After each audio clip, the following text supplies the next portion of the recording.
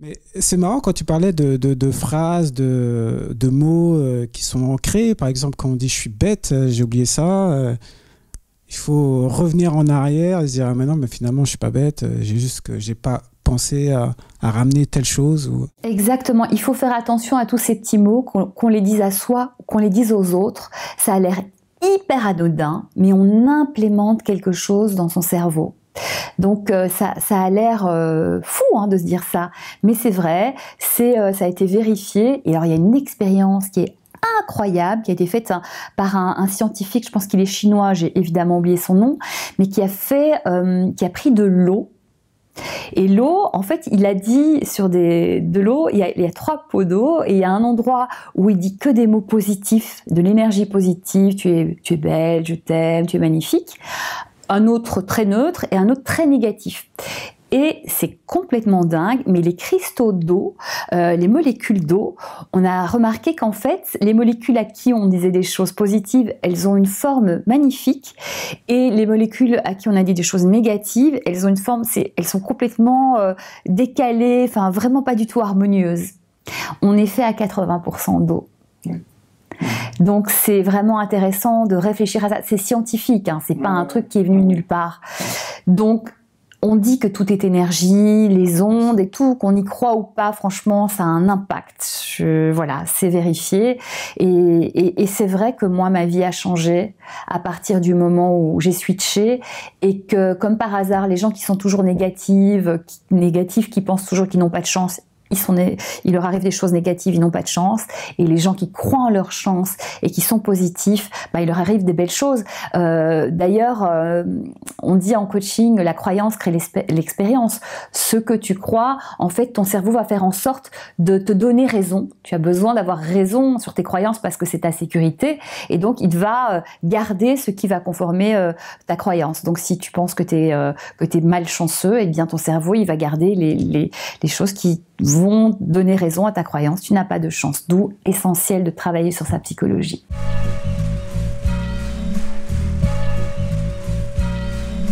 Pour toi, c'est quoi l'intuition ? Alors l'intuition, moi j'adore, et je donne des exemples aussi dans le livre de ce que j'ai vécu pour expliquer comment j'y suis arrivée, ou comment je me suis plantée aussi parce que je n'ai pas écouté cette intuition, quoi. Moi, c'est arrivé suite à une relation. Je me suis vraiment rendu compte en discutant avec une personne qui était à distance. On parlait beaucoup, et en fait je me suis rendu compte que chaque fois qu'on raccrochait, je me sentais bizarrement, mais je me suis pas rendu compte tout de suite en fait. Et un jour, on avait beaucoup parlé de lui, un petit peu de notre relation et à peine de moi, et en raccrochant, je me suis dit mais en fait, il ne s'intéresse pas à moi, il s'intéresse à lui, à notre relation. Et je me suis rendu compte qu'en fait, cette petite voix que j'avais en moi me disait, mais je ne voulais pas y prêter attention parce que peut-être que ça ne m'arrangeait pas, me disait il y a un truc qui va pas.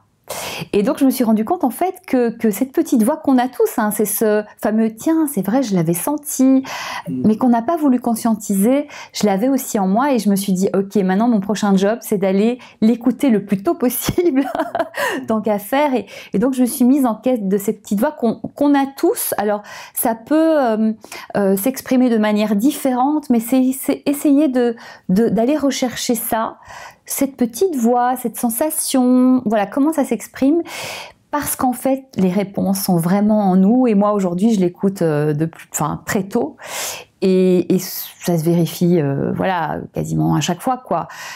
On l'a tous, donc à nous d'aller la chercher, de l'écouter, de ne pas occulter. Pourquoi on l'occulte ? Parce que ça peut pas nous arranger, parce que c'est pas toujours facile de voir la réalité en face. Souvent les gens, surtout sur les relations, ils me disent mais je savais, mais j'ai pas voulu voir. Mais finalement, c'est une perte de temps, c'est une perte d'énergie.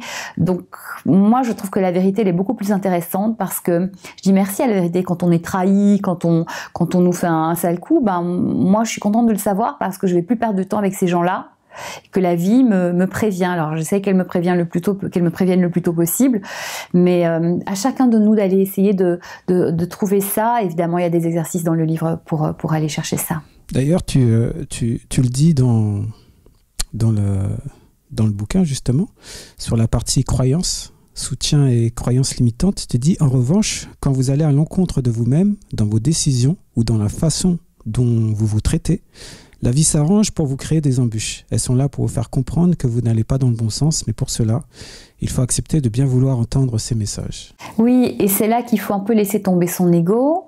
Il faut s'assouplir sur ses croyances. La vie, c'est vraiment notre meilleure amie. Et elle nous donne des messages et tant qu'on les entend pas, ben elle va venir frapper à la porte. Ça veut dire quoi? Ça veut dire toujours les mêmes échecs, ça veut dire toujours les mêmes soucis, ça veut dire aussi ça peut s'incarner dans le corps avec des douleurs. On dit hein, la maladie, le mal a dit. Et il faut vraiment les écouter, ces petites choses, parce que si on les écoute pas, ça frappe de plus en plus fort. Et ça peut aller jusqu'à la maladie. Donc, il faut faire très attention. Moi, ça m'est arrivé, par exemple, j'avais fait un spectacle qui était génial, ça s'appelait Love Cabaret, mon premier seul en scène à Paris, c'était formidable. Mais j'avais tout fait, mais de A à Z, c'est-à-dire le spectacle, la com, la prod, l'artistique, enfin tout. C'était génial, mais ça m'avait épuisée. Et je ne m'étais pas encore vraiment reposée de ça, que déjà je repartais sur une autre session. Et en fait, j'ai eu des douleurs au pied, mais un truc de dingue qui sortait de nulle part, parce que j'ai pas de soucis, qui m'ont empêchée. Donc j'ai dû annuler la réservation de la salle. Alors j'ai proposé à d'autres gens, et puis ça s'est bien fait pour eux. Hein. Mais mon corps m'a dit stop, et j'ai pas pu. Et donc le jour où j'ai vraiment la mort dans l'âme annulé la réservation de la salle, je me suis sentie soulagée, vraiment. Et finalement, ça s'est arrangé petit à petit, mais en fait, mon corps m'a sauvée parce que je ne sais pas dans quel état je serais ressortie de cette aventure suivante qui m'aurait achevé. Et pourtant, j'y allais avec joie, amour et bonheur, mais physiquement, j'étais pas apte, j'étais trop épuisée, quoi. Et ces choses-là, et c'est ça, aujourd'hui, il y a énormément de burn-out. Et on n'écoute pas son corps. On n'écoute pas son corps et du coup le corps va jusqu'au bout du bout et ça peut faire mal. Donc faisons attention aussi à ces messages-là, à nos émotions. Hein, quand on est pleure, quand on est triste, il y a des choses qui ne vont pas, c'est le corps qui nous dit « écoute-moi ». Ouais. Et surtout, vivre l'instant présent. Ne pas se focaliser sur le passé. Le passé, il est derrière. Et vivre le moment qu'on vit actuellement, quoi. Le passé est passé, le futur n'est pas encore là. Moi, pendant longtemps, puisque je viens d'un passé où j'étais pas très heureuse étant petite, j'ai vécu pour l'avenir. Demain, je serai heureuse. Demain, je serai heureuse. Je me disais toujours ça. Bon, c'était chouette à ce moment-là parce que ça m'a donné de l'énergie, de la force, du courage. Ça m'a donné justement un objectif et qui m'a tenu, qui m'a donné tout ça. Et puis un jour, je me suis rendu compte que j'avais gardé ça, mais bien plus tard, où j'en avais plus besoin. Et je ne vivais pas l'instant présent. Sauf que demain sera toujours demain. Donc je ne vivais pas ma vie aujourd'hui, ici et maintenant. Je ne profitais pas de ma vie. J'étais toujours dans cette fuite en avant. Et donc évidemment, j'ai tout changé. Et c'est vrai que l'idée, c'est de faire en sorte que notre vie soit géniale. Aujourd'hui, le but, c'est l'impulsion, l'inspiration qui va faire qu'on va remplir notre vie de jolies choses.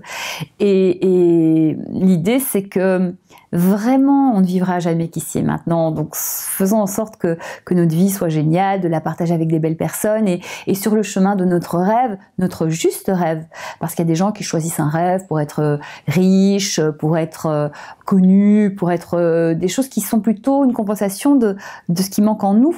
Et je dis pas que c'est bien ou pas bien d'être riche, etc. Mais c'est une conséquence de quelque chose. Mais le vrai rêve qui rend heureux, c'est quelque chose dont va nous parler notre âme, notre cœur, et c'est l'expression de tout ça, et pour moi c'est ce pourquoi on est fait.